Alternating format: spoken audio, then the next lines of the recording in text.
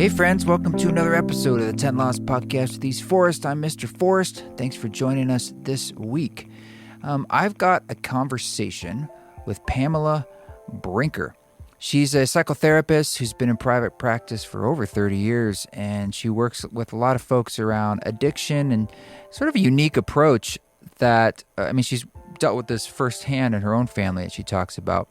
And she's a meditator, yoga enthusiast, but she knows that there's no one size fits all process and that everything is different, but that love and kindness and that sort of approach is needed for all addiction situations. And so addiction, I know it's sort of like a term we might be like, oh, it doesn't apply to me, or maybe it does, of course, but we all face sort of compulsive actions and behaviors, and I'm sure we know people, especially these days, who are going through that. So I think it's a very salient conversation in that way for us to always be sharp and alert for ourselves and the world, and bringing more consciousness to our actions and how we relate to others. So I think you're going to enjoy the conversation. I do want to say a little thank you to some new folks who came and joined us on the Patreon. Leah, Amanda, Rachel, Greg, thank you for supporting and being a part of our council on Patreon. That's patreon.com/eastforest. We just did our monthly Zoom council, and I also just shared some really cool unreleased music and demos over there. So check it out and see if it's a way that you would like to support. And otherwise, thank you for everyone who says hello and purchases merch and just help keep the podcast and the music and everything supported. We're working on some things in 2023. One thing is, it's looking like the record I recorded with Peter Broderick, our goal is to get it out in February, so really soon, and that's very, very exciting. So stay tuned, and we'll give you a release date on that. And I believe the signups for Esalen have gone live or are going live any day. So if you're interested in coming out to the Esalen retreat, that's June 30th through July 3rd, head over to eastforest.org, and on the tour or retreat tab, we should be able to point you in the right direction. Okay, thanks again for listening, and we're going to dive into this conversation with our friend Pamela Brinker. Well, Pamela, thank you so much for coming on the show, for taking the time. I'm glad we made it. It's a pleasure to be here. Really. Thanks. Mm-hmm. So maybe some folks, just to start, it's sometimes good to give context. If you could just tell us just a little bit about yourself, where you're coming from, we can dive into whatever we dive into, but I know there is a particular subject right now you're interested in. But why don't you just tell us a little bit about who you are? Sure. I see myself as a being, and a lot of us define ourselves by what we do. Yeah. But I don't like to do that. I see myself as a being who's in constant transition and constantly evolving. I'm open. I've been a psychotherapist for over 30 years. I wrote a book. My mission is to walk alongside people who love someone or care about someone who struggles with substance use issues and mental health challenges. And so that's a part of what I do. But who I am is so much bigger, just like all of us, all of your listeners and you. We are these amazing beings in this beautiful, expanding universe. And so part of my mission is to help other people remember that when we're going through the toughest, most harrowing times. Whenever I'm doing a retreat or something and we're meeting everyone, I make a point to never find out what people do. And it's great because I need to see them as people. And it came full circle recently. It was a retreat from a couple years ago. There's a lovely couple there, and we got to know each other, and a year or two passed. And then later on, through someone else, I learned that they run a record label. I didn't know they're in the music industry. It didn't matter at the time. And now we ended up working together. But it's I love that we met first on the terms of just person to person. And great story. It's the way to do it. So I'm assuming your vested interest in addiction and mental health issues is personal. And judging by your book, it is. So, it seems like you're safe to share a bit about that. And maybe you could just tell us why you wrote this book or why this subject matter. I'd love to. even though it's a hard story. About, let's see, it's 2022. So 11 years ago, my beloved husband died from brain cancer. And I had Oh. two teenage sons at the time. They're now in their 20s. But, we were all grieving and in different ways as grief goes, because it's not in a straight line, as we know, and has varying forms. And my sons, after my husband passed, their stepdad, it impacted them so much more greatly than I expected, because we had known in advance, and sometimes that helps people, Mm. to sort of prepare, and we thought we kind of had. But anyway, long story short, within a few months, they started turning to drugs and alcohol as an answer to their pain. And they had tremendous pain they didn't talk to me about, because as a new single mother, they wanted to care for me. They're really sensitive, kind people, and they wanted to care for me. So even though we would talk openly and how are you doing, what's happening, and they would give me so much, they were still struggling. And so they turned to each other in a new way, and together they turned to drugs. And within about 4 years, they were addicted to methamphetamines and stimulants of varying kinds, coke, whatever they could get, Adderall. And so the journey was really, really rough. And when my husband was passing in that time of his decline, I started pooling all the resources I had as a therapist that I'd used and helped other people with for years and years. But there really wasn't a body of knowledge, Krishna or listeners, there wasn't really a body of work, Yeah. one resource that I could turn to for bravery through grief, through substance use issues. And my sons both had tremendous mental health challenges too. They had really severe ADD, or attention deficit issues, and they were really impulsive. And so I had this stack of like 11 books and poetry and spiritual stuff, and it just was exhausting trying to do that, and therapy, and read everything I could. And I would do my meditation and yoga and so forth. But I hit a rock bottom where I just said, I can't do this. And then, as grace would have it, I remembered what Cheryl Strayed, who wrote Wild, had said, which is that we parents don't have the luxury of despair. And really, then I became able to see my essence, to connect with God, the universe, the Tao, and to connect with other authentic people for help. And I asked for help in a different way, Mm. with strength and tenderness. And instead of trying to manage everything, I started being more tenderly, compassionately open to both my son's pain and my own.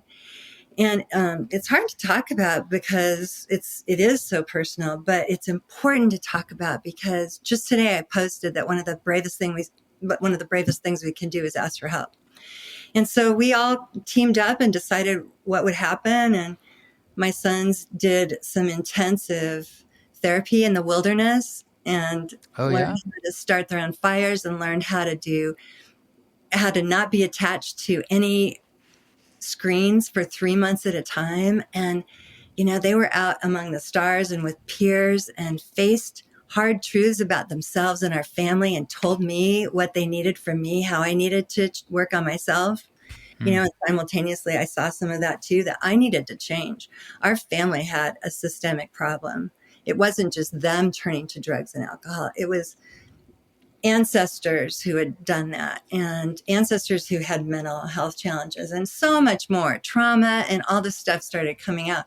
And so basically it was a gift. A lot of our own pain and suffering that we encounter, not all of it, ends up being a gift. And so that's my story. And I've since then, as bumpy as my path has been and as imperfect, I choose to speak up and help others. And I have clients, and I have people who DM me, it seems like almost every day, who want different answers than they've been getting. So I wrote a book that is very practical and also spiritual, and it incorporates the very basics of what we need to reset our nervous system when we feel gripping fear, when we don't know what to do and we're frozen, or we're immobilized by panic, right? And so how to reset, and it has a lot to do with all the things you teach and everything that you do. Mm. Well, thank you for sharing that. I mean, Mm. it's frustrating on one level, as humans, how we need sometimes such strong medicine to affect change. You know, you try to think like, well, could you have changed as a family and as each individuals with something maybe a little less seismic than the death like that of a partner, about as bad as it gets? And I don't know. You know, I'm guessing probably not. Just speaking from my own life, and that's like I look sometimes out at people. I often say things like, you know, I look out at this room and what I really see is a lot of brave souls because deep down, amidst beneath all of our stories, it takes a lot of bravery to just do what we do in modern life. And as you're saying, if you choose to believe that we're here to have experiences, then it's hard to accept that the way we grow and change is through some pretty big fires. And in that way, do you feel like there's a necessary element of accepting that mantle of I don't know if I want to say the warrior energy but whatever what does conscious bravery in a sense mean to you? You know, like it seems like it's a conscious choice in a sense of owning Yeah. something.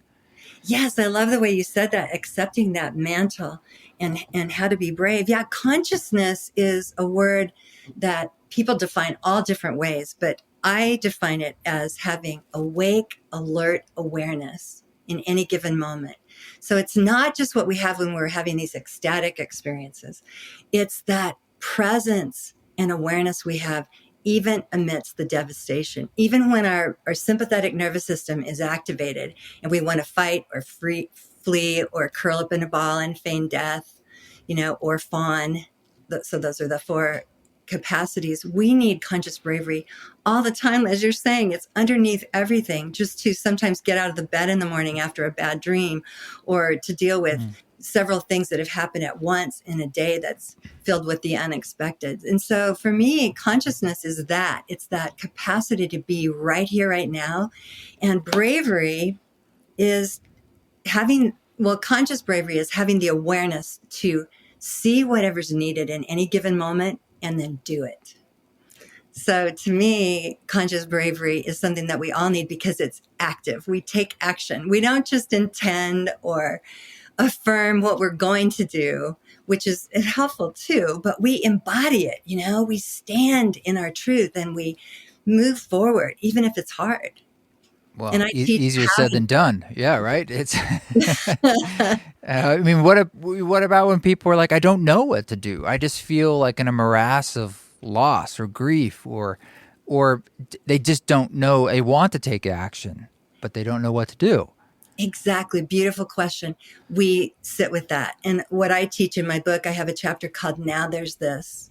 That confusion and I don't know is a very brave stance.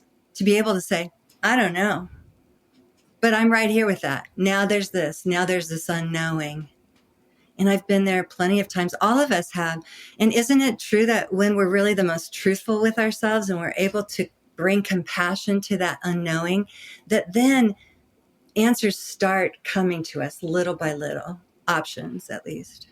Yeah, it's so uncomfortable though. You know, like sitting with not knowing or sitting with that feeling of dis-ease or whatever it is. It's. I can understand probably why your sons were looking for ways to shift that feeling. And as a side note, I'm curious, like if you talked about ADHD, did any of them feel they slipped into this through medication they were prescribed, or was it nothing like that? If you, Yes, and I want to come back to the concept of unknowing and that dis-ease. yeah, But yes, they both, they were both using both alcohol and hallucinogens and stimulants on their own. And so it was about 8 months, I think, Krishna, after their stepdad had passed, my husband had died. And they said, they just had a little meeting with me and they said, we both think we need ADHD medication. And we had been kind of like not non-medicating family. I mean, I saw it sort of as a last resort for my clients when they tried other things, exercise, healthy eating, meditation, yoga, all the things. But yeah. some people need medication and it works really much better.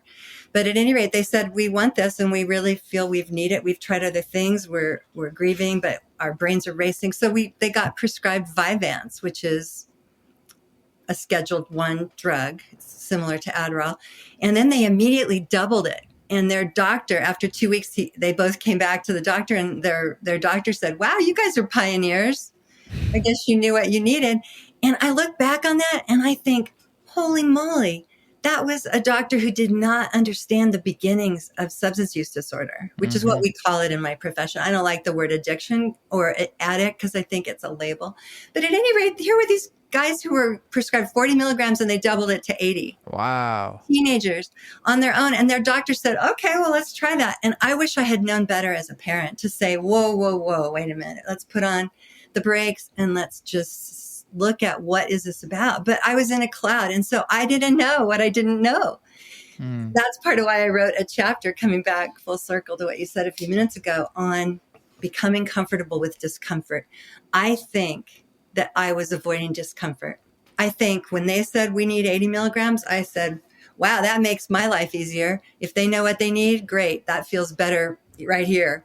But I wish I had stayed with the discomfort longer. And so now wishing doesn't do any good, but hindsight does. Now I pause longer and I say, wow, I'm really uncomfortable. I'm listening to my heart on this. I'm listening to my mind. My body is feeling irritable and itchy. You know, I have, like a lot of us have a quirk in our senses that tunes in, maybe when we pick our fingernails, or maybe we grab our ear, we do something like scratch our chin.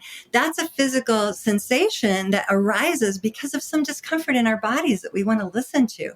And so I do a lot of somatic work, or body work with my clients, asking them, hey, you just did this. Like some people will do this without thinking. That's a symbol of wiping a tear. What I'm doing is, in case our listeners can't see me, that I'm almost as if I'm wiping a tear off my face with a finger. And so if we're having these experiences, we've got to ask what's going on with non-judgment, with the strength of compassion, and say, what am I feeling? So yeah, they had to learn how to become a lot more comfortable with discomfort. They're still learning. And I have learned when I'm uncomfortable, I say, usually this is a shift that's about to happen. I better pay attention. Well, and tell me a little bit more about their recovery and process, because I'm really interested in this piece about the nature. Where did they go to do that? Yes. One of them went, these are great programs, by the way, and they do have financial assistance, but, I pulled it out of my savings because I thought at the time I had 2 colleagues who said wilderness therapy is the best thing for teenage boys. And so they went to wilderness therapy. One went to Open Sky in Durango, Colorado. I love that one. Yeah. It's a great program. And the other one went to my friend Brad Reedy, who's in Utah. I love Brad Reedy. And thankfully his program is now called Evoke.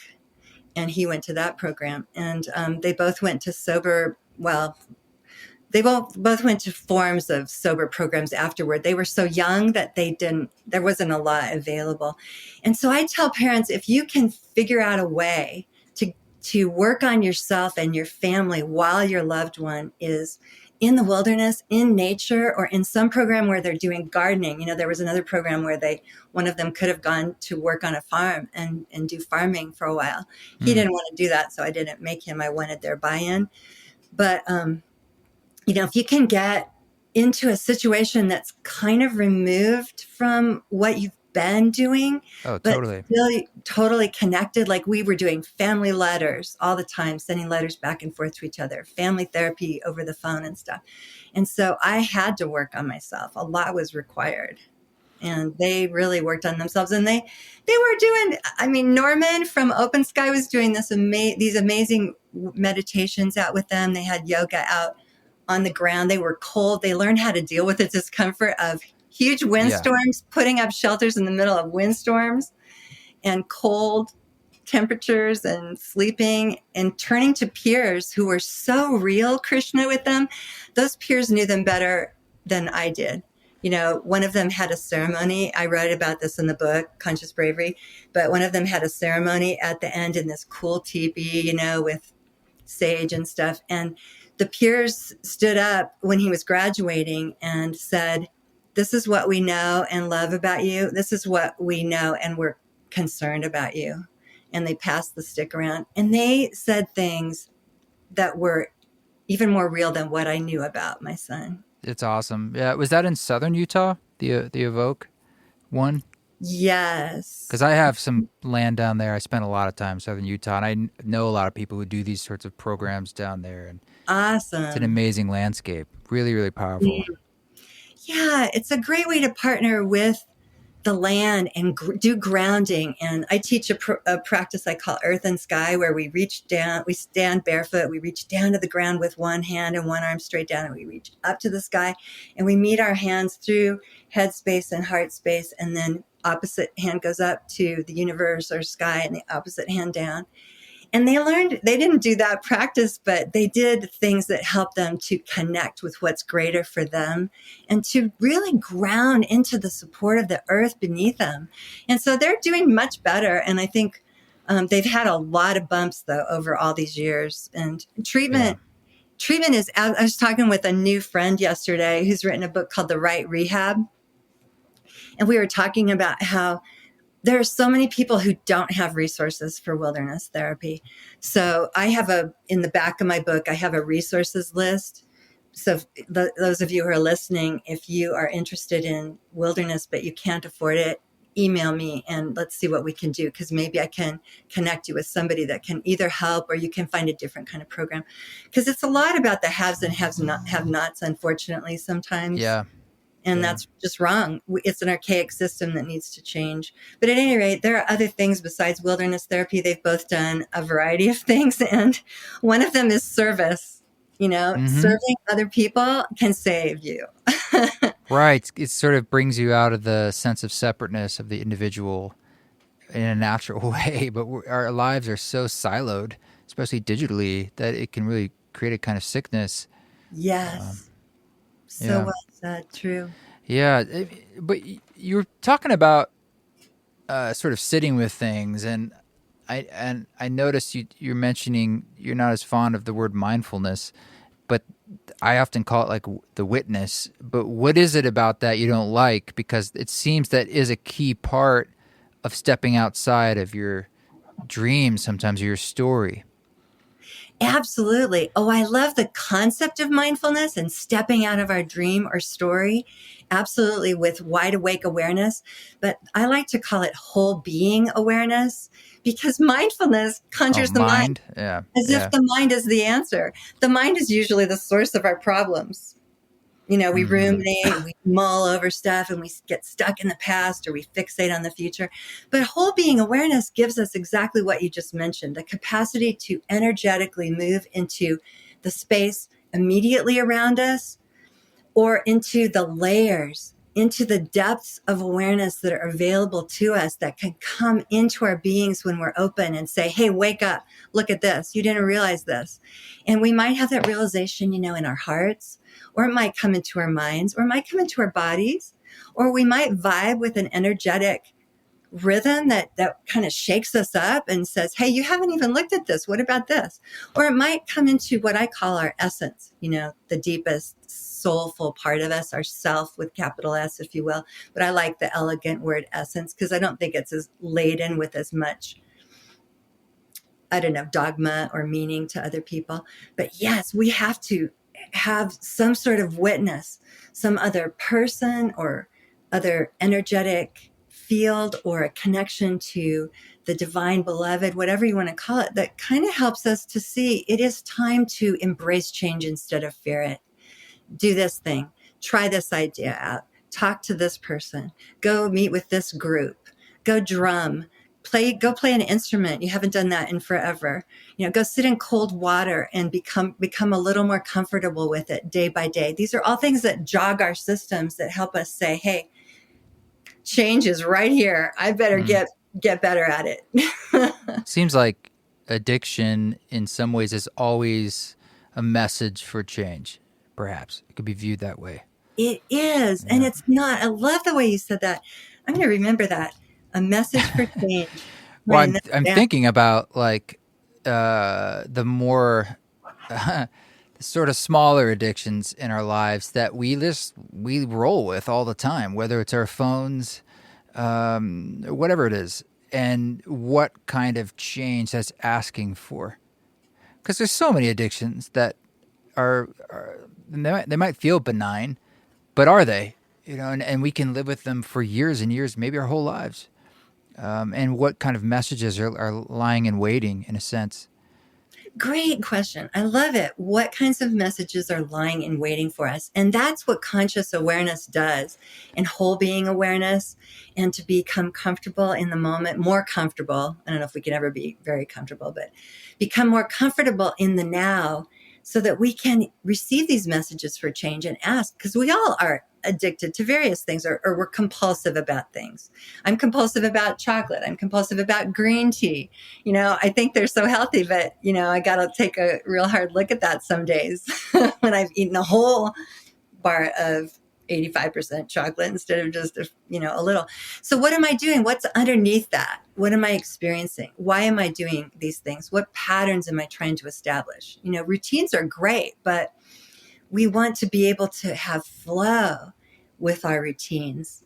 And that's one of the things that the research shows neurobiologically prevents Alzheimer's and helps us to rewire our brains when we have addictions. We rewire by doing new things differently, staying with the discomfort long enough that the water quits running down the Grand Canyon, as my friend Kevin McCauley would say, and starts trickling down this new little path. And then we keep doing something new that's uncomfortable. And then over time, it becomes more what makes sense. Yeah. Well, bringing like a full being awareness, you're talking about your body and your mind and your essence. And it just seems like a pathway through supporting people who are going through substance abuse, or I suppose yourself, or I would suppose conscious bravery. This notion would apply to just tumultuous situations in your life. But it seems more than anything, though, it would require practices for you to learn the awareness of these different mechanisms. That's an old story of like, you got to bring in practice, right? You have to not just think your way out of it or necessarily medicate your way out of it. I guess that might be a short-term fix, but more than anything, it does seem like it takes a whole body approach, which is an antidote to our modern lives too. Mm-hmm. Yes, no, you got it. Practice, as with anything, as a musician, you began trying certain things out and you practiced them and you became more skilled. Any of us, anything that we want to become better at, we have to practice. So we practice bravery or conscious bravery in the calmer moments, all along the continuum, in the toughest moments, amidst grief, amidst job loss, amidst change, breakups, and even in the most harrowing, devastating moments. But it becomes instinctual, for sure. I've learned this the hard way. It totally becomes instinctual if I've practiced in all those kinds of times. Even when I don't really want to, even if I say, I know the rightest thing to do right now, and the next right step would actually be to be kind. And so I might pause and breathe, and then I might try to have compassion for myself, and then I can offer kindness for the other person. That's conscious bravery too. I like to say that conscious bravery isn't always tough as nails. It can sound like stillness. It can look like silence. Yeah. Yeah. What kind of message do you have for people when they're feeling suicidal ideation, or like not even wanting to be here? They don't even want to have the effort to change anymore. That's a great one, because I've worked with so many people with depression, and it's very unique to every person. But for some people, it involves a certain amount of preparation and knowing that that's part of their story. That's part of what they do when they get that depressed. So to know in advance helps us. If we tend to say, okay, my life's not worth living, I'm going to carry out this plan, we want to prevent it before we get to kind of the 8 on that continuum that goes up to 10. And so I teach this kind of know your ABCs, have an awareness of your behavior and your thoughts and your emotions on a continuum, so that if you're starting to say, this life isn't worth living, I am so hopeless, we maybe say, okay, here I am. This is the part of my story where I say I'm hopeless and I feel this. And we bring compassion to that. And we maybe give ourselves a hug, put our hand right here and say, I'm right here. And maybe we reach out to a friend, like, you obviously are a person that people can open up to really easily. So turn to someone with whom you can open up, who won't judge you, and say, hey, make that call. And it's hard to make that call unless we've made that call before, when it's not so hard. And so we want to have this practice of connecting with each other and not being isolated and alone, so that in the devastations, we can more easily say, I need you, man. And so that's one way, we be there for ourselves. But, maybe we have a phone number programmed into our phone of somebody. If I say that one time, I'm going to call somebody. Maybe I call my shaman, maybe I call my therapist, maybe I call my acupuncturist, and I just say, hey, can you sit with me for a minute? This is really a tough moment. Because there's this authentic connection, right, Krishna? I mean, we're not in this alone. We think we are, but so I found this on the street, which was kind of pyramid. It's just a piece of wood that's a triangle. But I believe that we want to turn to ourselves, we turn to authentic others, and we turn to something greater. And most of us usually rely on only one or two at a time of those. We rely on ourselves. Maybe we turn to somebody else, or we rely on ourselves. Maybe we pray or we meditate. But really, this triangle, when we lay it down flat, it's only truly supportive when we have a connection with all three. And so I call it the triad of connection. And so we have to become skilled, as you were saying, practiced. I'm so passionate about this. Practice at connecting with one another and not being in isolation. That's why I love your drumming circles and everything you do with, or not drumming circles, pardon me, your music circles and your collectives.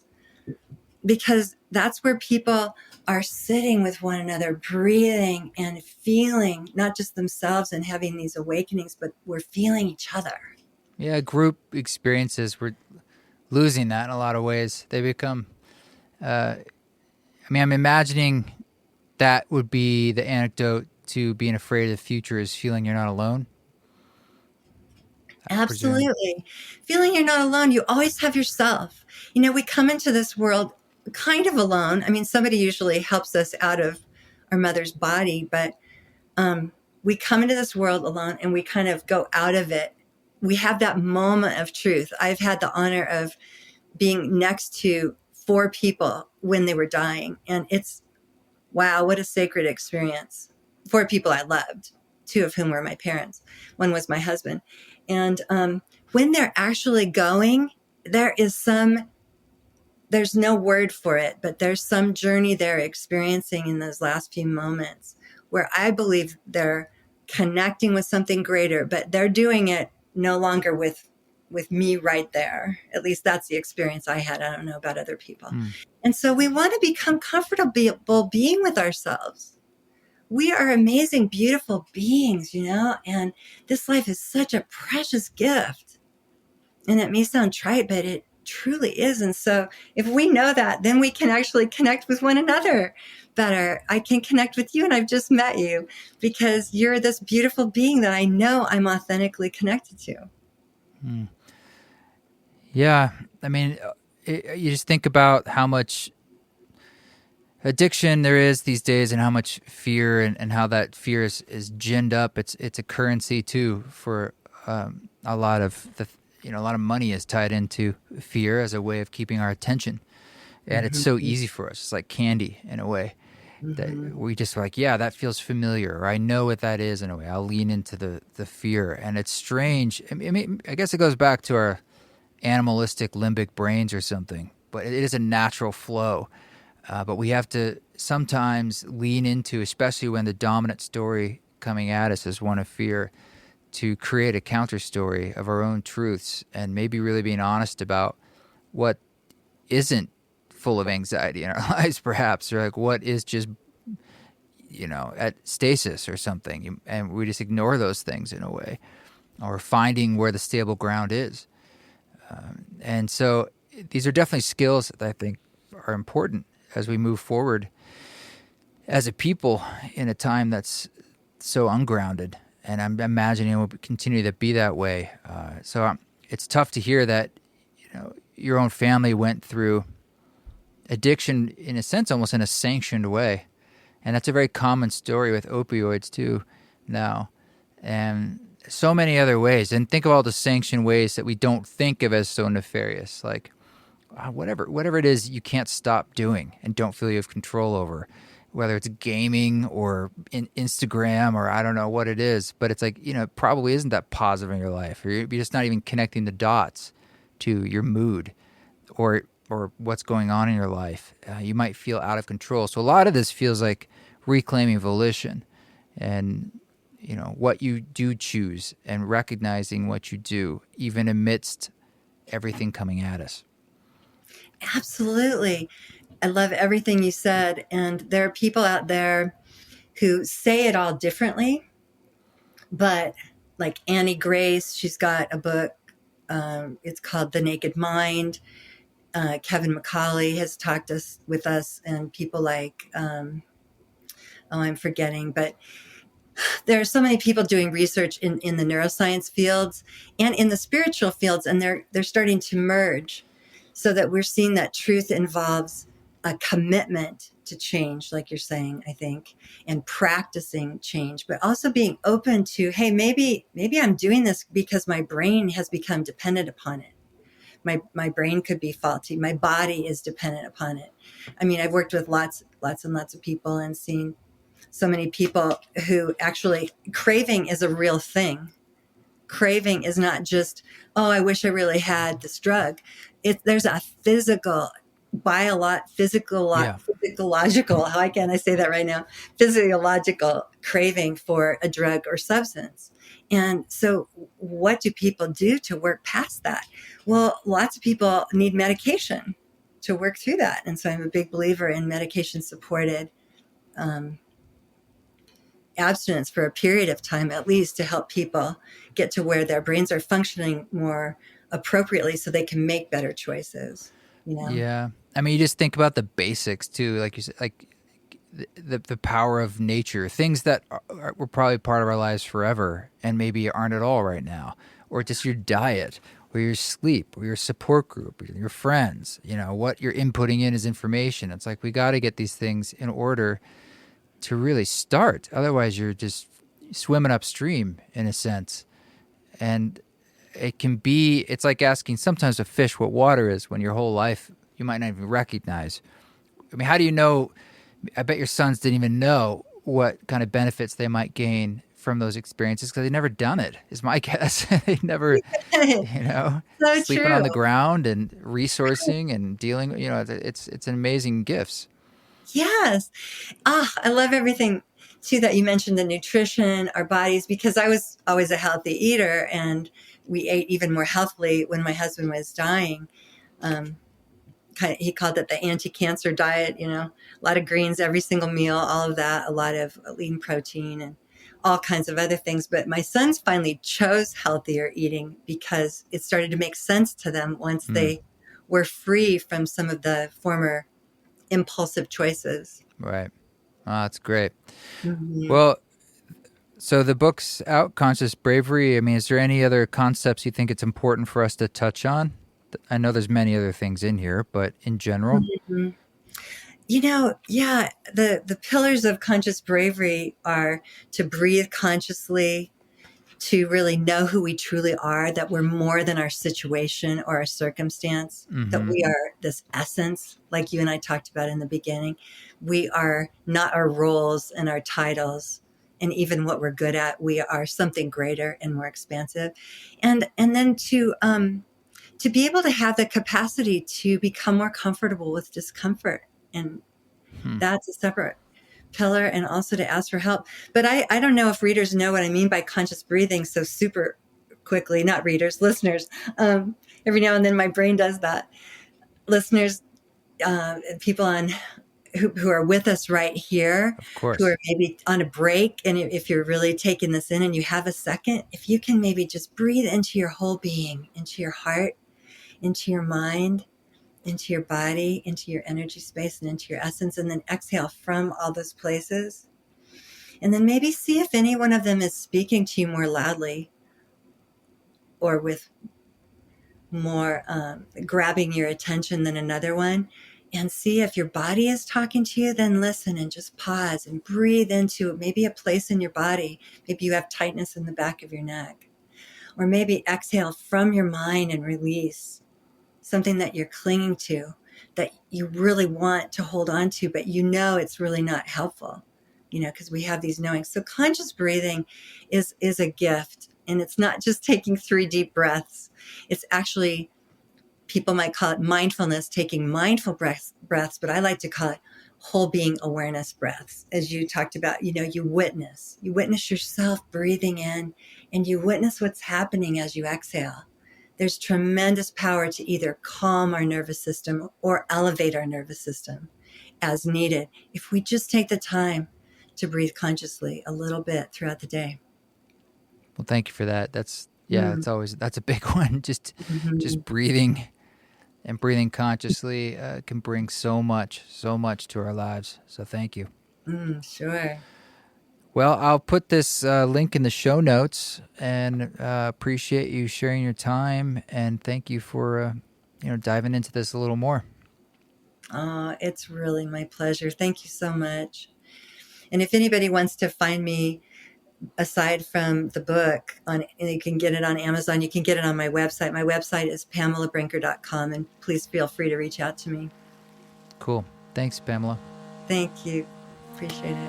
Thank you, Pamela, for coming on and for allowing us to dive into the subject more. We really appreciate it. Her links are in the show notes. This song that you're hearing in the background is called Angel's Rest, and it is from the much released long ago. It's a way of saying older album called Crystal Starship.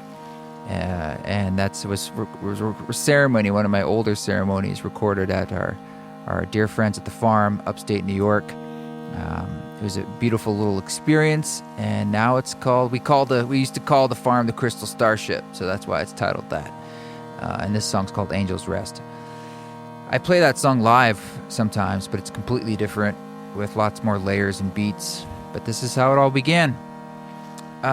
Thanks again for all the support, for saying hello. Check out our Patreon. It's a great way to support. Patreon.com/EastForest. Until then, you keep walking your walk. Don't take any shit, but if you do it with grace.